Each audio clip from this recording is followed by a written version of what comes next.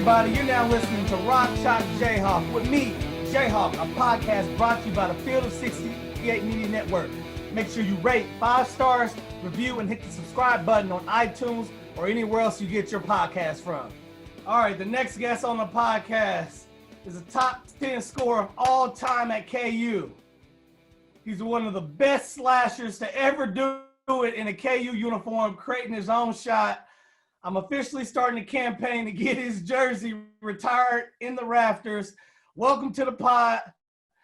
One of my favorite, a part of the J5, Keith Langford. What's up, man? Oh, what's going on, man? Hey, I'm ecstatic to be here. I appreciate the introduction. I appreciate the love, man, and let's have a good time on this thing, man. Oh, you betcha, man. Hey, let's just start off, man. How you been, brother? How you been, man? I've been good, man. It's a little tougher nowadays trying to keep this body in tune, and keep up with some of these young guys playing basketball, man. But I've been good, man. Just playing, trying to maximize the back nine of my career, and so I don't have any complaints, man. No complaints at all. Hey, the beard game is looking good, man. I got some of the grays. Yeah, I saw the grays. Hey, you looking full black over there, man. Hey, no, I still only get like 3 or 4. So every now and then I get hit with the tweezers. I'll be like, no, I ain't ready. So I think about it. Hey, that scared me because when we was young trying to grow the beard, there's like, hey, to get the beard, you gotta shave. You gotta shave. That's right. So I feel like when you cut one gray, man, like 2 or 3 of them things trying to grow back. So man, I just leave them. Yeah, no, man. Hey, but seeing how you've embraced it, I'm gonna let mine go now, man. You embraced it. It looks good on you, bro. For real, it looks good on you. Hey, I ain't gonna lie, bro. I look at it every day, though. Every day I'm like, hey, man. I'm just hoping, like, like when you can see the gray coming in, you like, man, I hope the black just gonna come over that, but it hasn't done it, so I just gotta embrace it, man. But you still got the baby face though, so you still got baby face. Yeah. Hey, Free. So tell us where you're playing at right now. All right, man. I'm playing for a team called Ike Athens. Okay. It's a AEK. I'm in Athens, Greece. This is my 2nd year with the team. This is my 3rd straight year overall in Athens. So yeah, right now we're first in our league, playing well. Real veteran team. A lot of guys who've been around for a while. So yeah, man, it's good. So I'm enjoying living in Athens. Family loves it out here as well. Yeah, so you got to also team up too, because I had Mario on the podcast this past week. But you got to team up with. I know you didn't have a chance to play with Mario, but because I redshirted my freshman year, but I'm originally part of the J5. That. Right. Always. Can't nothing take that away. Nothing.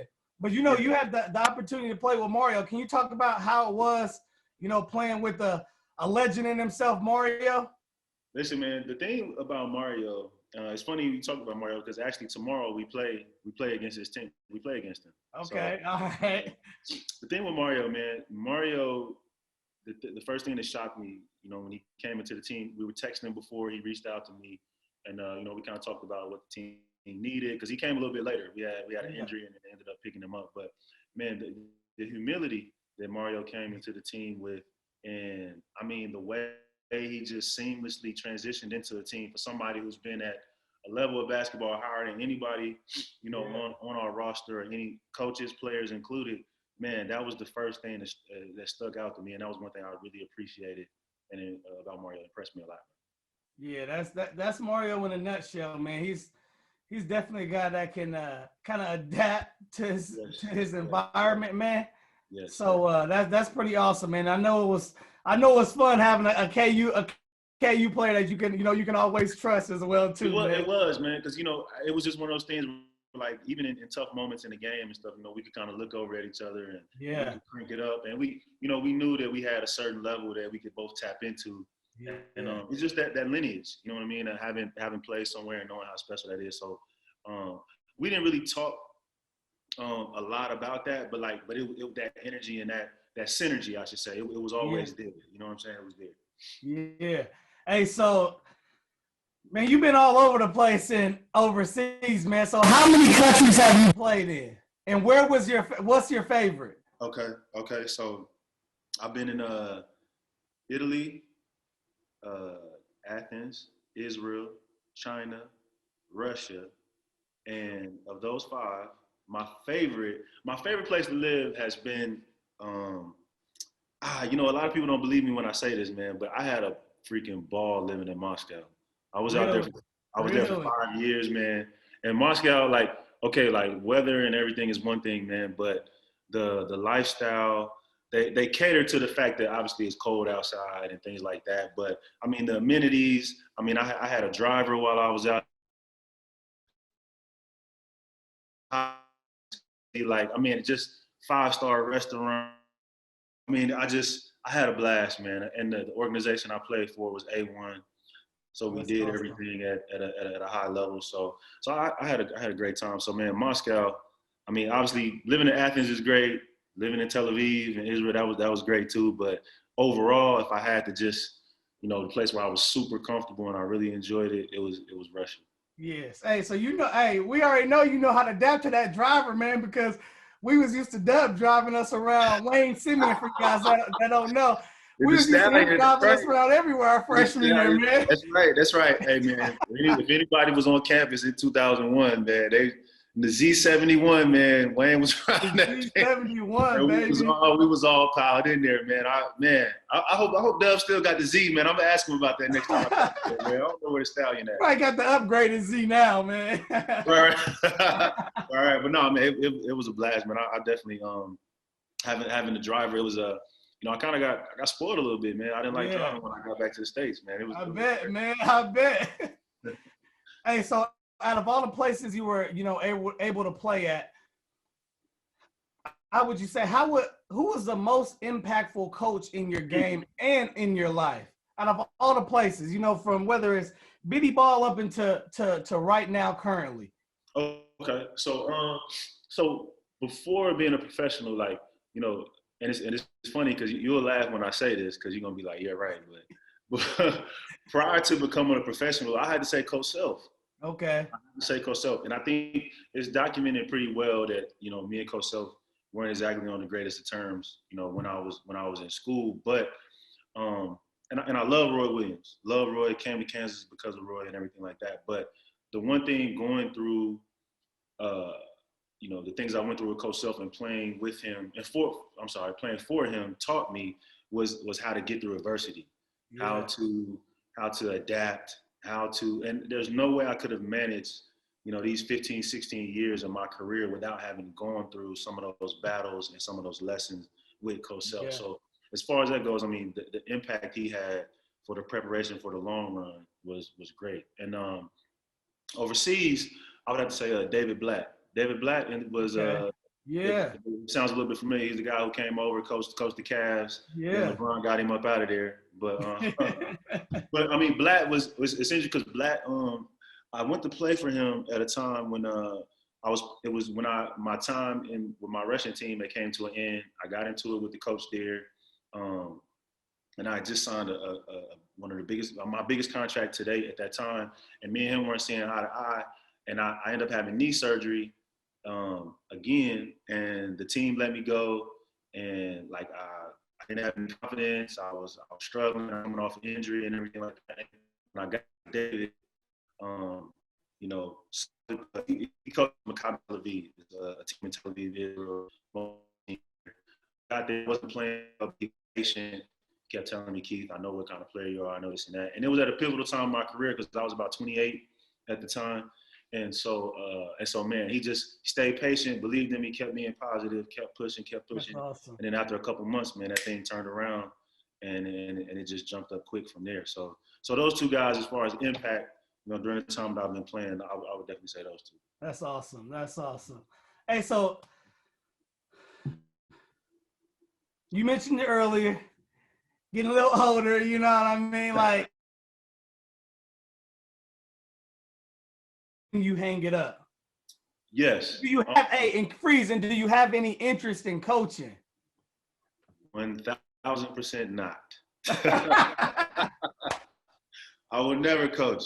I will never unless like, okay, my son has a little AAU team. There you go. Hey, yep, so never say never, man. But listen, I'm not dealing with no Keith Langfords. I'm not dealing with no Jeff Hawkins. And before it's over with, man, I want to tell that story. I said I wasn't coming on unless I could tell that Texas A&M story. But anyway, get sidetracked. So no, we'll let you say, hey, at the end, man, you can say whatever story you want, man. Okay, great. All right, so look, I don't want to coach. I still want to be around the game in some capacity. And so my plan is, okay, to make a long story short, you know how the NBA has rookie transition program? And like they take the guys that are incoming to the league and they take them to New York and they kind of teach them the ins and outs of what they're about to get to with the life and everything like that. Well, there's nothing like that for international basketball. And so, like, guys transition from playing in the States to playing in Europe for the first time, and they have no idea about what they're getting into culturally, for the way the differences in the way the game is played, everything from like the differences in the currency in the countries you're going to play in, all of these like details and these things that guys don't understand and don't have a grasp of. And like, it hurts a lot of guys when they get over there because they're not ready to make they're not ready to adapt when they get there, and they're fighting the transition. And then they're struggling with the fact that they're looking at being in Europe as a failure versus I wanted to make it in the States. So there's a lot going on there that guys don't have anything that prepares them for all of this that's happening. So right now I'm working with a couple guys and we're trying to put together like a curriculum and everything. And I've already talked to some guys, people in the G League office. There's one guy in the NBA office in New York. And so we're kind of trying to figure out how to put this thing into place. And I think it could be really helpful. So I'm gonna put a lot of energy a lot of my energy into that, besides my kids and my family, but I'll be putting it into that when I finish. That's awesome, man. And obviously, you being the type of legend that you were overseas, man, I think you'd be a great platform for any young athlete, whether young or old, man. I mean, exactly. Because like you said, there are guys like Mario, Brandon Rush is playing over here now. These are guys that spent 7, 8, 9 years in the NBA, and then boom, you need that adaptation too. So it's for guys, all of those guys that spent time in the NBA and guys that are just coming over for the first time. So it should be helpful, man. Well, hey, Hawk supports you, man. If there's anything I can do to help, man, hey, listen. Let me know. If I need to get on that phone for you, if I need to do anything for you, Freeze, I got you, fam. I got you. I know all of y'all, all my brothers. So I wouldn't expect anything less from you guys, man. Well, let's dive into this year's Jayhawks squad, man. Okay. Do you have a chance, obviously I know you're on an 8-hour difference than where we are right now in the state, especially central Kansas, man. So do you have a chance to catch up on games? Listen, so it's not that often, but a lot of times, when I do, what I'm able to do is like I go on YouTube and then I'll catch like extended highlights or like reviews of the game and things like that. But every now and then, on an off day, like when they play early enough, I'm able to watch the game live and catch it live. And this year I just so happened to catch the first game with Gonzaga. And I was, man, it's crazy, how much everybody loves their university, but now, getting into that old age, man, it's amazing how much you get up off the couch and yelling at the TV and stomping and everything. Yeah, man. So I had to, I was extremely excited to be able to catch that game. And it was random too, because I didn't even know they were playing, and I just so happened to catch it. So I was really excited about that. And so, our Hawks, man, they played tight game after tight game this year. Did you get a chance to check out that baseline out of play? Did that look familiar with that go-ahead bucket at Tech? Listen, man, that play. Did we run that? Hey, we ran that, didn't we? Listen, man, that play. Version of it. Yeah, no, exactly.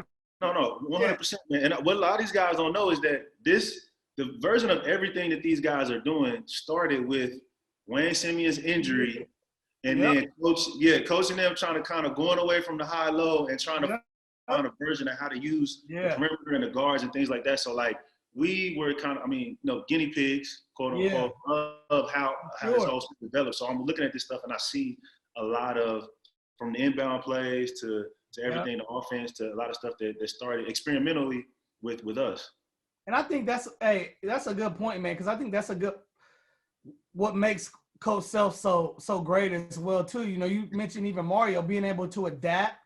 Like being able to adapt in those situations, man, obviously with going from the high-low and Wayne getting his injury to just switching up. Fist game started, which a lot of college teams started doing a lot of that ball screening action because of Fist. And just how it's evolved, man. Can you talk about, how Coach Self is just able to adapt and just keep the game at a more relevant stage? Oh yeah. So I think part of it is in the way Coach recruits as well. I think obviously he's going after the best talent and this and that, but he's going after guys that mentally have that ability. You know what I mean? So like, and that's one thing that's a testament to like.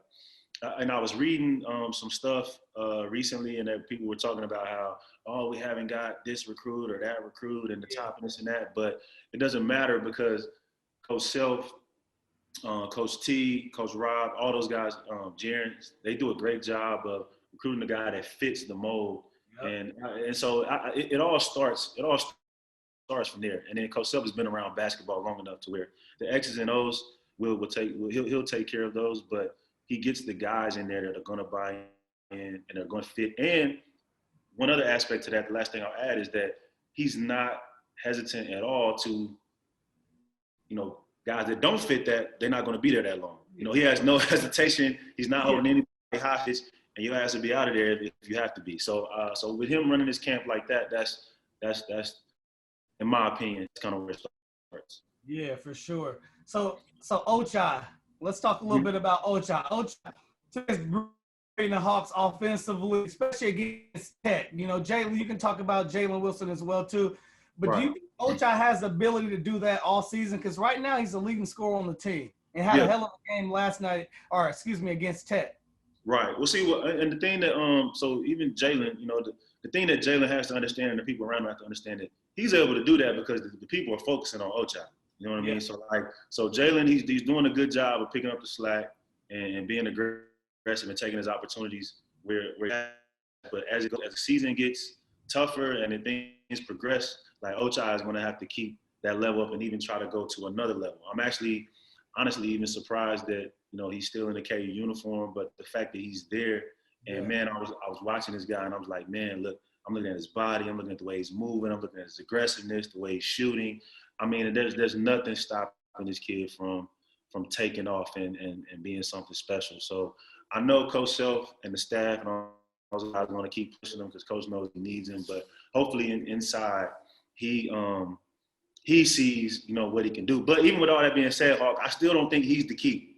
I don't think he's the key to unlocking the Jayhawks season. I don't think he is.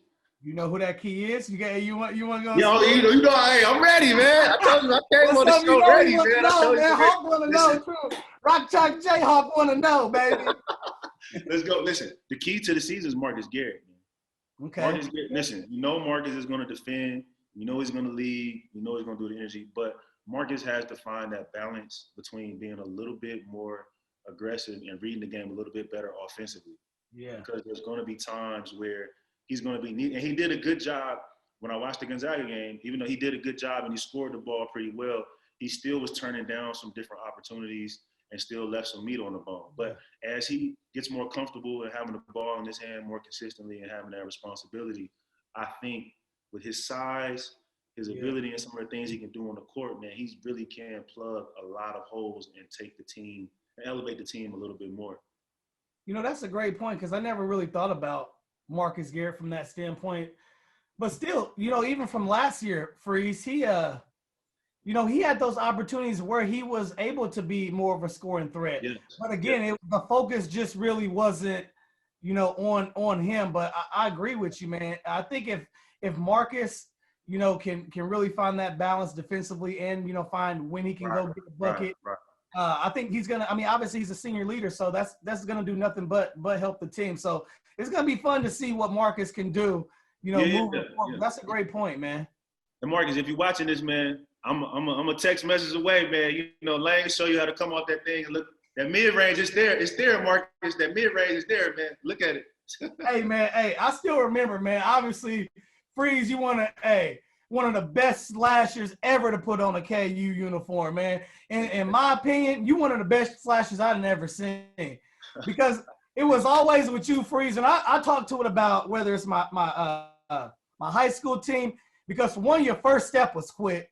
But not only was your first step so quick, it was long. Like long. Yeah, there I you remember go. when Coach Sell first got there. I don't know if you remember this, but they loved you because when we started doing the rip throughs and everything. Yeah, It was the only one that could do a one dribble rip through and get to the lane and do a hard dunk. Everybody else had to take 2 dribbles, 8 steps. Keith, you was taking 3 steps getting to the rim and dunking. But I think as far as slasher, you're obviously one of the best. But one of the other things I think that was so great of watching you slash is how low you get to the ground. I was just gonna add that. And I'm gonna let you talk about that. Like, what made you the slasher that you are? Was this something that, and we'll get back into KU basketball. We're gonna jump back into that. But what made you the type of slasher? Because I feel like any KU player, if they're listening to this, like they can gain tremendous amount of knowledge, something that can help their game. But what made you the slasher that you are? Was it Biddy ball? You all did that? Did you develop it in high school? You came with it at college, so I know you had it at some point, but when did all that develop? Man, great question. So it's in my opinion, I would say, it's in 2 parts, right? So like very key what you said was being introduced to it in high school. The fact that you already started talking to your players about it. It was like anytime you have something that a point of relevance or somebody that can teach something to you at that age, and like I think that's kind of the age where stuff really starts to stick. Later years of junior high, 8th grade, 9th grade, 10th grade, and so when you're introduced to certain concepts, you take to them really easy. And I would say that most players are some version of what they were at that point. Yeah. You know what I mean? When they first got introduced to those things. So really how it started, Hawk, was I was in high school, early in high school, like I said, 9th grade, 10th grade, I was the 4-man on our team. I wasn't a guard. So I was playing the power forward. And so our coach was like, look, our team's pretty short, but Keith, you're athletic, about 6'1", 6'2", a little bit shorter than what I am now, not much. And so he started, but I was playing against guys that was 6'5", 6'6", and all of that. And so when one of the assistant coaches, a guy named Gary Mendenhall, he had some experience coaching in college and stuff like that. And he was like, all right, well, if you're going to play against some of these bigger guys that are taller than you, he was like, well, what do you have to do? And I was like, get lower? And he was like, yeah, exactly. And so he was like, if guys are taller, so what my high school coach did, so the assistant coach taught me this, but the high school coach had this thing where he did like this 4-corner offense, and he would put me at the top of the key, kind of bring the other 4 or 5 men from the high school team out. And I just, at that time, I still didn't have a right hand really at Kansas, but at that time I was all left. And so what I was doing, I was just catching it, jab, rip through, and go left. And so, but the assistant coach, Coach Mendenhall, was teaching me. He was like, listen, the big guys, they can't get down that low. So he's like, and so we worked on it. He's like, you have to get waist level low of the defender. And if you can get that low, you're going to be able to get around these guys. And then so lo and behold, it ends up translating because I ended up making the transition to being out on the wing. And so once I got to the wing, I just used what they had taught me to start getting around the bigger post defenders on the perimeter. And man, the combination of the two ended up being something special, man. I hate guarding you in practice, man.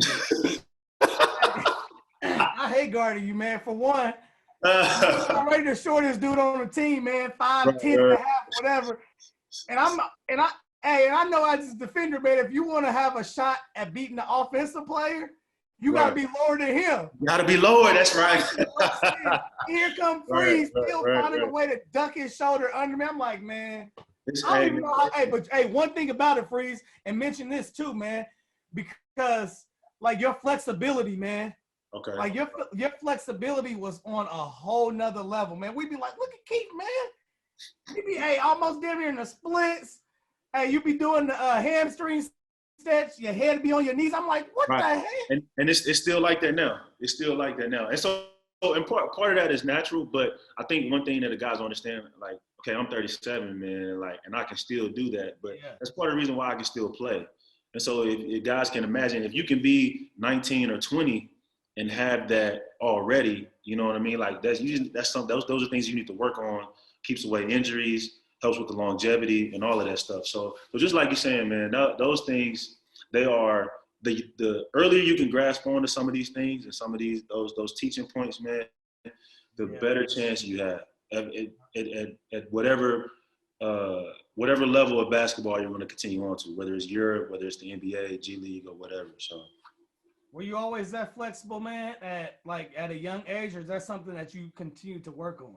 Yeah, no, because I guess in high school, man, I was fortunate enough to have a coach that was his name Tom Brackle, man, and I was fortunate enough to have a high school coach that was like, he was just serious about it, man. He took a bunch of kids that didn't really know anything, man, and from everything from working in the weight room to, flexibility to understanding fundamentals and all these things. Like, I think the tendency now, I'm going to say now, for a long time, even back then, was that, all right, do I have somebody that's talented? All right, boom, let me just put him out there and let him do what he do and let him play. But, man, I had a guy that helped me step by step, man, just from your body to the way you approach the game, how hard you play the game. And, he put in some foundational pieces, man, that I was able to take to some of these other great coaches and expand from there. That's so awesome. To answer your question, yeah, it was something I really worked at from a young age. Yeah, that's where it starts, man. All right, so let's dive back in the KU hoops, man. Okay, let's go. I think it was great to see Jalen Wilson stick with it in the game, although he was struggling against. I'm talking about Tech. Yeah, no doubt. He was making a big defensive stop at the end of the game.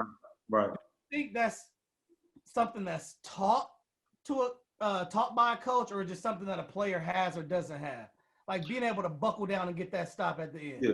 Well, see, so it goes back to kind of what I was saying about Coach knowing the type of guys that he can recruit. So, and like you said, and it's very key what you said about struggling offensively, because this guy's been running through everybody. The numbers have been crazy, and the tendency for a young guy, is, man, my offense ain't, man, I ain't made no shots. Man, I ain't, and that's a real thing to struggle with. I don't think people understand the kind of psyche that has. But for you to be able to be struggling offensively and then boom, lock in, get that stop for me, man, that says a lot, man. That says even more, in my opinion, it says more about him being able to do that than some of them 23 and 10s, he was popping off in weeks prior. Yeah, and same thing. So, Christian Brown, same player, he's found ways to be impactful. That's right. But he struggled a little bit offensively as well, too. But he had 10 boards. That's right. How important do you think it is for his guards to be able to effective rebound in today's game? Listen, I played for I can't say I played for him. I was in training camp with the Houston Rockets in 05, 06. And Jeff Van Gundy, he loved, and Bob Sura, who is, that sounds like a dinosaur, man, that name. So Bob Sura was a guard, 6'3", 6'4", white guy, guard, but had spent more than 10 years in the league, man. And Bob Sura was in the training camp. And Jeff Van Gundy used to always talk about how Bob Sura rebounded the ball. He loved the fact that Sura was rebounding. And he would make sure Bob knew it. He made sure Tracy McGrady knew it. He made sure that Keith Langford and Chuck Hayes knew it. Anyway, saying all that to say this, that is unbelievably good, because that's not easy. You know what I mean? I want to say that, maybe I had 10 boards a handful of times in my career. So, and the fact that these guys, it goes back to Coach Self being able to recruit and bring in guys who have this mentality, and the fact that these young guys are doing these things, getting stops, getting rebounds, as opposed to worrying about, can I get my number so I can be the next one and done, or some bullcrap like that. Then, it says a lot, man. That's why I really have enjoyed following this team so far. Yeah, for sure. So, so check this out, Freeze. Who do you think the go-to guy for this year to go get a bucket at the end of the game, man? I'm going to kind of flip it, like the go-to guy and the player most likely to be able to have Keith Langford slasher abilities. Like, who do you think is the closest one to having your slasher ability? Because if you got Keith slasher ability, you already you definitely got it. Okay, so that's tough. All right, so I think at the end of the game, the best opportunity to offensively is some kind of two-man action with Ochai and Jalen. Because I think that any kind of two-man game you can get them in, you pretty much cover your bases. You have shooting, you have something to the basket, you have posting, you have everything. But if I'm gonna go back to that, going back to what I said earlier, man, with the body type, the ability to get in them cracks and crevices and lean and kind of be creative at the basket, I'm going to go back to Marcus, man. If Marcus can find his aggressiveness and find, like I said, that balance, I mean, he just has the body type and the ability to get his defender off balance, off the bounce, and hit little cracks and creases where I think if he can find a way to do that, it will be him. Marcus, I'm gonna make sure we tag him on this. Let's go, Mark. Mark, hit my line, bro. Stuff, Mark, baby. I'm here, man. I'm from the Metroplex too, man. Hit my line, bro. Hit me.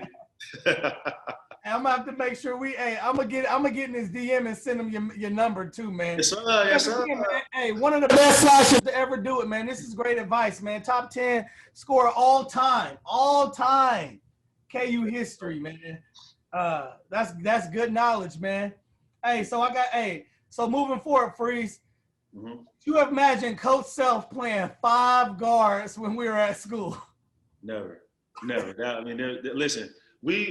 Coach Self at school, man, like, Coach Self, I mean, we played in football pads and put a bubble on the rim. So, I mean, that kind of like, yes. I can't see that same guy being willing to put 5 guards on the court. Like, to me, that's if Coach Self is willing to put 5 guards on the court, either that tells me how far basketball has come, or Coach Self, them must be the 5 toughest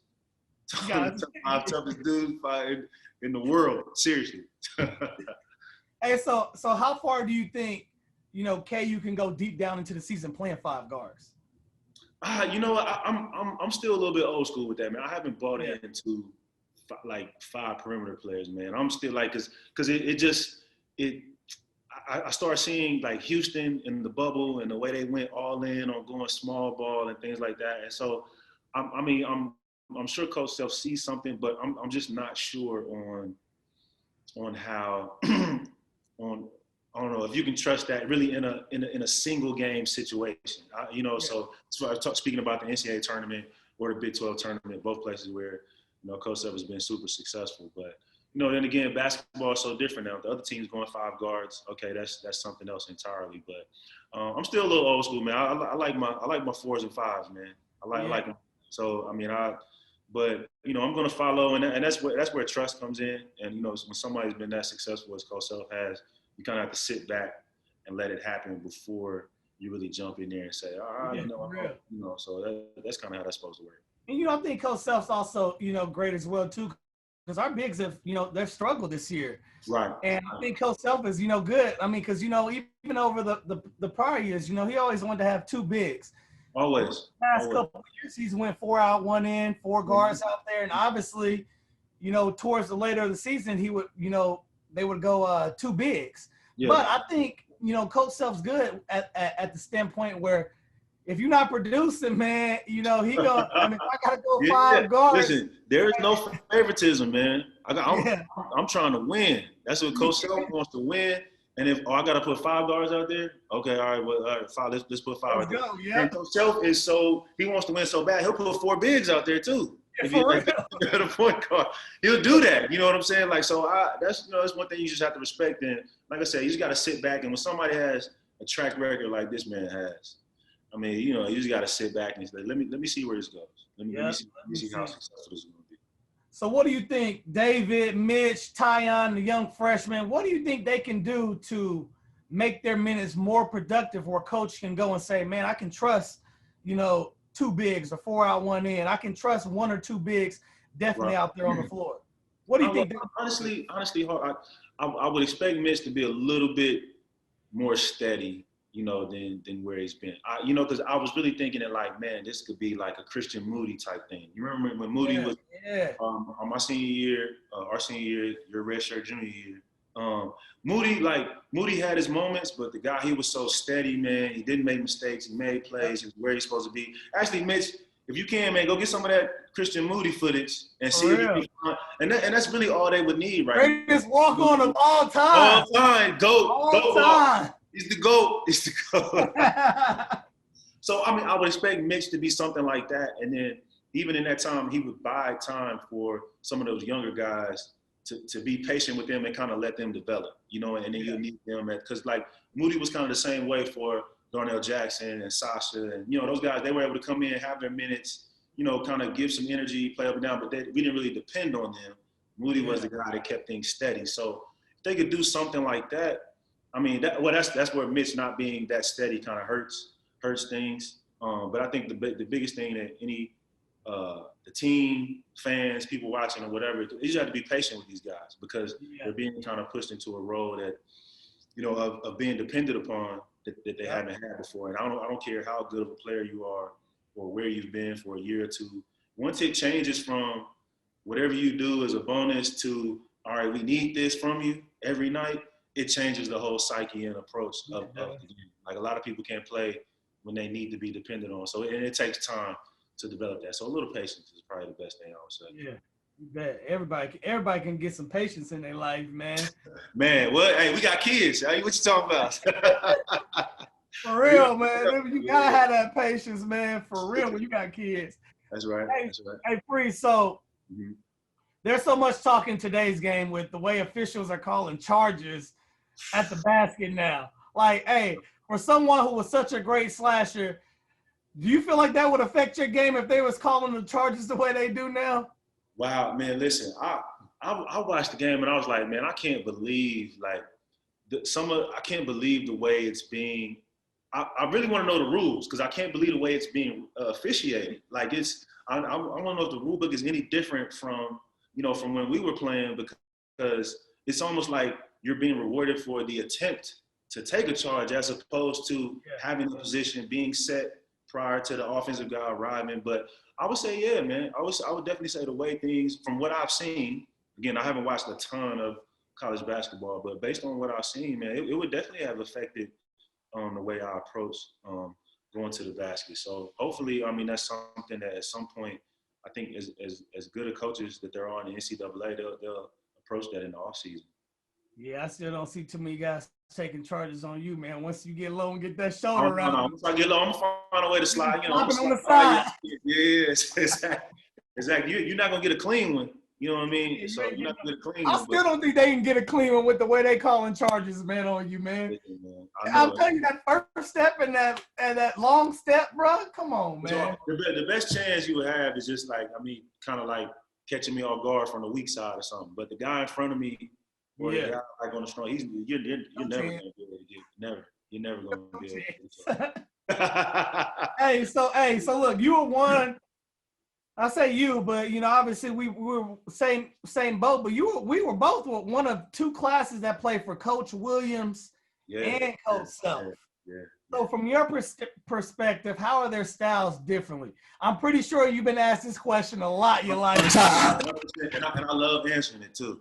I love answering. So look, I tell people all the time, I was like, there's one big difference for me. The one big difference, I was like, Coach Williams is hurry up and get the ball out of the rim so we can get down court. And Coach Self is the ball should never go in the rim. You know what I mean? And so that kind of sums up their differences in approach and philosophies. And it should help people understand how difficult it was for us to make that adjustment in one summer. You know what I mean? Going from a guy's like, hurry up, he scored. All right, come on, go. And the other guy's like, why did the ball go in the basket? I don't want it going in there. So and that really, from a standpoint of philosophy and approach and everything, and I want to say Coach Self is not as rigid as he was back, for sure. 04, 05 during that time. It's not as rigid as then, but that's still the basis of the fundamental differences in the two. And I think that's a cool thing too, man. Just goes to show you, man, there's more than one way to be effective. Exactly. And as players, man, we didn't see that at all. We was just like, nah, man, like, But you know what, Hawk? Because it's like looking back on it, man. And I think, and me and Coach Self have had this conversation, like, how do you get a bunch of 18 and 19-year-olds who went to back-to-back Final Fours, went back-to-back Big 12 titles? How do you come in and tell them, no, we're not doing that no more? That's not like, you know what I mean? Like, no, you're gonna do it like this. And you had so much success doing it one way. That's a challenge, And so and me and Coach Self had that conversation. He's like, that was hard for him to navigate as well, but he has to do what he knows best. You know what I'm saying? And so, and for us, I just wish, even myself as being one of the leaders at that time, like would have had a little bit more patience to understand that. But it goes back to what you said now, and I said the same thing in Jason King's book. Like I came away from that understanding there's more than one way to do things right. So you hit the head on them, bro. Hey, so speaking of Coach Williams, man, because you're a true Roy's boy, man, and recruited by Roy. But I remember that feeling. When Coach told us he was leaving, do you remember what that felt like for you? I do, man. I do. And it was, I was extremely angry, man. Extremely angry and just didn't understand it. And, cause man, I just really felt like, I felt like that, if he stayed for, Kirk, Nick and Drew and those guys, like, why wouldn't you stay for us? You know what I mean? Like, you stay for them. And then secondly, one thing that I felt, I was like, man, this is just going to change everything for us. Like, because I had no idea, we had no idea what was coming in. And I just thought that, like, man, the trajectory of everybody's career is basically what I'm saying. It just was about to change, you know what I mean? Because we were just going to be on a different path. And that was really uncomfortable for me, man. And it took me a long time to get over that.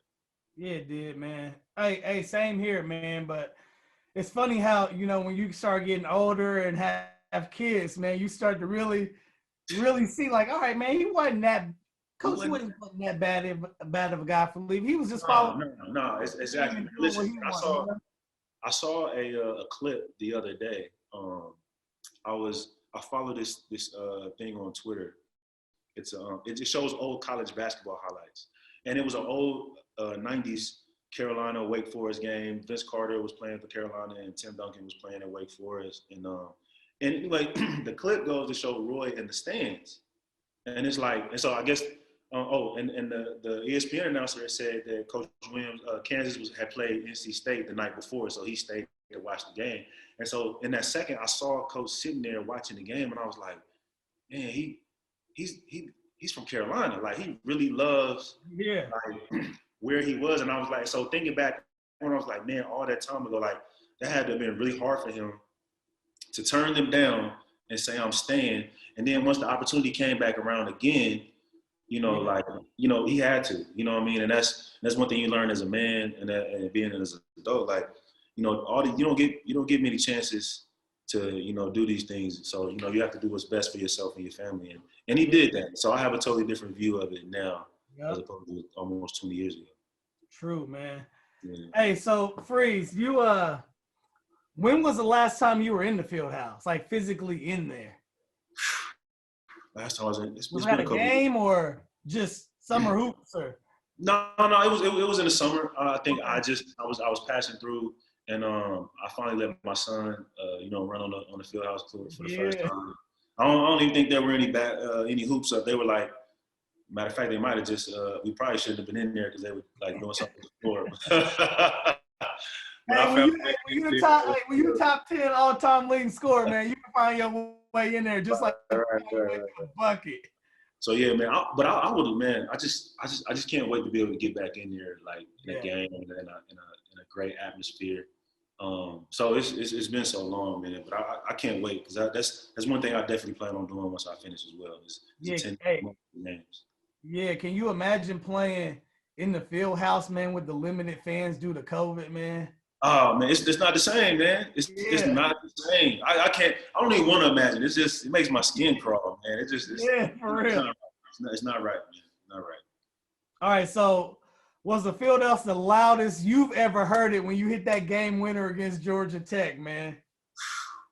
Man, look, I would say the Tech shot, or one of those. I want to say UT from my freshman year. Okay. My freshman year, man, when Kirk and Nick went insane, and TJ Ford was going crazy on the other side. And Measy stepped up and battled him, man. Man, to me that was a great game, and that was a great atmosphere. So but I would go around one of those two. Yeah. Okay. So you had 19 points in the national championship game against Syracuse, great Carmelo Anthony team. Do you ever think about that game now, man? Listen, man, I don't know why, man, but like that's the one game that like Every time it comes on ESPN Classics, my phone start buzzing up. Like, and I'll be like, damn, why won't ESPN show another classic game? We got Marquette the game before. Why isn't that a classic? Why is that? So man, listen. Every time it's a couple times a year, and man, they be like, hey man, I'm watching you right now, man. You will don't play on Melo, man. I'm like, yeah, and I still haven't watched it, Hawk, to this day. I have not watched that game, man. Really? Maybe one day with my son, if he's going into a national championship game. There you go. Yeah. That might be the one reason I pull it out. But listen, I've never watched that game, and I will not. It hurts, but yeah, man. I mean, it's funny, man, because people still talk about that game all the time. I mean, not all the time, like I said, a couple times a year. Oh yeah. I've heard it a couple of times, man. I had even little middle schoolers saying, "Hey, you guys want to get Carmelo there?" You just gotta be like, yeah, man. I know, man. That's why I felt bad. I was when Carmelo was out of the league. I was like, I kind of felt bad, but I felt good at the same time. I'm joking. I was like, nah, man. It's all right. You know, I want the best for the brother. I'm glad he's on the team, but yeah, for sure. Didn't win that game. All right, so hey, our class, man, at KU, the J5. That's right. Very unique class, man. You had Mike Lee, obviously yourself, Aaron, Wayne, and myself. Right. Hey, do you think there's any recruiting class at KU that stayed all 4 years of KU's history that could take us on? Ooh, no, it can't be. It can't. So you got the 2013 class that had Andrew Wiggins, Joel Embiid, Wayne Selton, Frank Mason. You saying if they stayed all 4, or you saying? I thought you were saying just the classes that did stay. Yeah, they did. Okay, but you said Joel Embiid then. Well, hey, let's just do it this way. Any class, man, any class. Listen, man. We got Freeze coming, slashing. Who's stopping that, man? I love you guys, but I'm gonna tell you like this, man. I can slash, but if Joe's at the rim after that slash is over with, it's not going in. Wayne blocking that, man. Wayne blocking that. Wayne blocked that. I don't know, man. Dub wasn't playing no D. Dub just wanted to get back to that turnaround. That's all. Dub was trying to get that turn. But no, I mean, look, obviously, man, like, listen, there's nobody I would take over our class, man. I just think we have the perfect balance of McDonald's All-Americans, guys who nobody really paid attention to, guys who still had an impact and were extremely successful.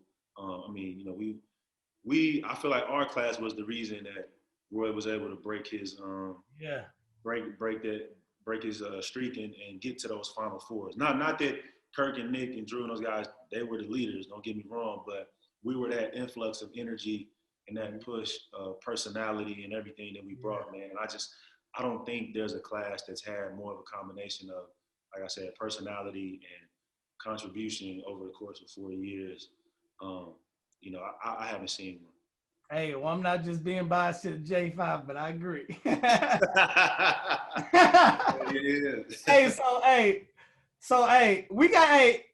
I think it would be cool to have the J5 on here for a pod. I don't know if I'll be able to get any questions in, man. You wouldn't get nothing to answer. You wouldn't get nothing to answer. I don't know how that would turn out. It would just be us bringing up old stories of each other, trying to make each other look bad. Old story. And you won't hear nobody because everybody be talking at the same time and laughing. So, I mean, but listen, I'm here for it, bro. If you can find a way to swing it, man. We'll see if we can get that cracking, man, because that'd be a fun one, man. That'd be a fun one for sure. That's sweet, bro. I would love to. All right, Free. So I'm gonna hit you with some quick fire questions, man. I kind of do this at the end of the podcast. Some questions just come right off the top of the dome, man. So, what do you miss most about Lawrence? I miss most about Lawrence is man. Golly. I mean, you guys, man. Yeah. I'm hanging out with you guys every day, just waking up and knowing that, you know, when I was going to run, not knowing when I was going to run into you guys or what story was going to be told or how we were going to be sharing a laugh. But that's probably the thing I miss most, man, is you guys, for real. And we was together always, man. Always. Every day, man. Every day. Yeah. With another joke coming. So, hey, if you were in Lawrence for one day, where would you eat? Ooh. Love 'em. Come on, man. I'm eating Granddad's, man. I gotta go to Granddad's, yes, sir. Granddad's. Go to Granddad's, man. I need that. I need that bomb and fries, man. Yeah. Say Granddad's. It's a Lawrence treasure, man. It's a historical landmark, man. Say that. Yeah. Hey, Granddad's, man. I remember Drew first took us to Granddad's, man. Like, oh yeah, I'm on this. Goodness, man. Unbelievable. I'm on this. Yeah, Granddad's, man. He great dude, man. His grandson Jace actually played on some of my youth basketball teams. So right, okay. And they great, same grade as Mav, man. So I've had the pleasure to be around Granddad for the past 6 years, man. So he cooked up a plate. He cooked up a plate, man. He was like, "Yeah, share that with your wife, man." I ain't gonna lie, Free. She didn't get none of it, man. I was like, "Granddad cooked up a plate. Nah, I gotta eat this, man. I go get you some barbecue." Hey, tell him to hold on, man. Help is on the way. I'm coming. I need that. I need that. Hey, Free. So if you could have played with one player at KU overseas, who would it be and why? A player overseas? Yeah. You mean all time or current? We'll say one that you didn't play with. So one that you didn't opportunity to play with. Okay. One that I didn't play with. Man, excuse me.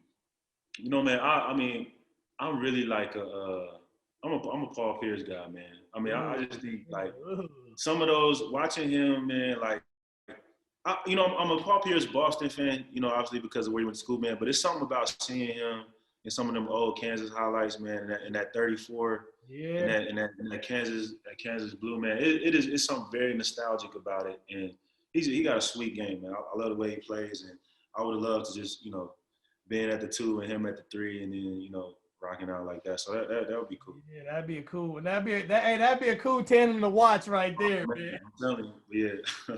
All right, so everybody know, and if they don't know, I mean, Keith, who we call Freeze, had bounce. Who had more bounce? You or Justin? Your brother, Justin Wesley, who also played at KU as well too. Who had more bounce? Man. Ooh. Listen, I'm gonna say I had more bounce, and it look because I'm shorter, so it looked a little better. Justin probably has more physical gifts all around, but when it comes to just straight bouncing and being able to, man, what was the drill called where Coach Self used to you have to stand under the basket and then jump up and dunk 2 hands over and over and over again, man. Like, I don't know, Freeze. I was on the other end probably shooting up threes because I wasn't dunking none of that. No, Hawk, you had bounce too now. That's not, don't get it twisted, Hawk. I had some bounce, man, but not none of that standstill bounce that you guys just grab a ball and wow. I need to take a running start, damn near make my knuckles hit the ground like a monkey before I jump off, man. I had to give every bit of ounce when I had to get all my bounce. Y'all had that natural athletic bounce, baby. Walk in the gym and have bounce. So yeah, I would say me, man, and it's funny because some of my younger teammates now, like they'll happen to be like randomly, like they'll be watch YouTube the night before and they'll come to the gym and they'll be like, man, you used to dunk all the time. Like, yeah, man, I used to dunk all the time. Hey, you just throw that thing up, keep going to get it. I love those days. Miss them a little bit too. Hey, so I'm still on the your brother kick, man. So who wins the game in 1-on-1? At KU, back at KU. Both of y'all in y'all primes at KU. Listen, who wins that 1-on-1 game? I don't even have to answer that. Next question. I'm gonna get you, man. He's bigger and he's taller than you right now. He gonna slam you. He knows he has no chance. Zero. All right, hey, last one, Freeze. Okay. Favorite left-hand player. Your favorite left-hand player of all time. At Kansas? Can't say yourself. No, just in general. Oh, okay, man. Jalen Rose, man. Jalen Rose. With the Fab Five at Michigan, like really made me say, like, man, I want to do that. Like, man, that guy just, okay, it wasn't like a big-time all-star or something like that in the league, man, but at that time, there weren't a lot of left-hand players you could really look at. So seeing him, man, like, and just the whole impact of the Fab Five. But Jalen Rose, even to this day, man, I'll still go back and watch some old Michigan highlights and just check him out, man. So yeah, it's Jalen Wilson right now. Well, that's awesome, man, because you one of my favorite Freeze. You one of Hey, my man. are my favorite left-hand player, man. I appreciate that. Oh, hey, you know, my brother was a lefty too, man. So he gets the favorite player because he family. But hey, Freeze, hey, you my favorite lefty man of all time, man. Just because. And I appreciate that because I know you wouldn't say it if you ain't mean it. I know how you are. Hey, well, that's it for us today, Jayhawk Nation. Thanks so much for listening to Rock Chalk Jayhawk with me, Jayhawk, a podcast brought to you by the Field of 68 Media Network. Make sure you rate 5 stars, review, and subscribe on iTunes or anywhere else you get your platform. Freeze, I love you, brother. I wish you success, man. Tell Mario I said what's up, man. I will, man. I will. Take care of that fam, dude. All right, man. I love you too, man. Take care of that fam, bro. Hey, you said you had a story. You said, hey, yeah, let me tell that story, man. Let me tell that story. Hey, you trying to get out of here. Don't count the podcast. Yeah, I'll let you tell it, man. I'll let you tell it, man. Yes. Yes, man. Hey, look. So freshman year, man, we're on the road at Texas A&M. And so now, mind you, at this time, everybody has to understand that Hawk, he's redshirted. So, but he's traveling everywhere. He's going everywhere. And now this clean-cut guy with the baby face and the smile and nice teeth and all that, man, like, now imagine his personality with, like, you know, a heightened sense of mischievousness to him, too. Now, so I'm trying to paint the picture for you. And Hawk, like, literally, man, Hawk is just always finding ways to do little stuff. Never anything big, in trouble, just little stuff, this and that. So, so anyway, like, but this isn't a mischievous act, the thing I'm about to describe. So we get to shoot around. Y'all won't let me live down, man. No, never. Never. And so we're playing at Texas A&M, going to the gym for shoot around. Now, mind you, at this time, like, this is 2001, so it's not really like the rules on what you need to wear for a shoot around aren't strict. Like, coach would kind of let us wear, you know, whatever we wanted. Like, it was pretty lax. Like, shoot around was just, we get some shots up, some free throws. It ain't that intense. You ain't really breaking no sweat, whatever. So we kind of get in there, but everybody has something like kind of Kansas related on, at least, you know what I mean? So man, we get out there, and no, I don't know why no one saw it before or paid attention, but finally by the time. At this time, so we're out on the court, and so we're about to do something, and Ben Miller, who's the assistant coach at the time, is working with the guards, a group of us guards. And so when he calls everybody over, Hawk comes over there. Now, mind you, Hawk, he's got a fro. His fro's out to here. It's not combed. And so I'm looking at him. So he's got a KU reversible on, with no shirt underneath, which is okay, cool, but you can tell he just woke up, his hair is everywhere. He's got the KU reversible on. He's got jeans on. He's got jeans, and I want to say they were either Fat Farm or Fubu jeans. I'm not sure. He's got jeans on, and then I look, and then I take another glance, and the pick for his hair is in his back pocket. He's got a pick in his pocket. He's got a KU jersey, jeans, a pick in his back pocket, and then I look down at his shoes. He's got the team shoes on. We're wearing, that's at the beautiful days when we were Nike and Jordan. He's got the Jordans on, but he don't have no shoestrings in them. He's got no shoestrings in the Jordan. So Hawk got an afro that's leaning because he just woke up.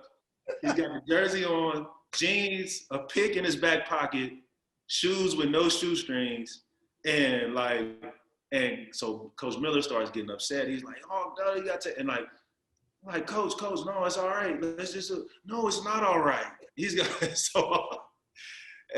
so look, I'm just saying, like, man, if I could paint Mike Lee, you got to have Mike Lee on, man, because Mike Lee can paint the best Jeff Hawkins stories ever. But anyway, I'm saying this guy, man, he has a bunch of stories like that, and this is why, like, he's near and dear to our hearts, man. We love him because he's the most genuine guy.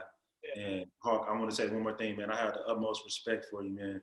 Not only because we came in as basketball players together, man, but a lot of people don't know you haven't always been in the position you are in now, man. So from the time you had your son to I remember when putting your resume in the newspaper and being willing to flip burgers and do all those things, man, to see you where you are now, man, I have the utmost respect for you, man, and anything you ever need, man, just let me know, man. I appreciate your journey that. is special, bro. Really. I appreciate it, man. And it goes back the same way, man. So Freeze, love you, brother, man. Get you some good rest for your game against Rio. All right, bro. Thanks for having me on, man. All right, man. Bro. All right, take care. I'll be in touch with you, man. Okay. All right.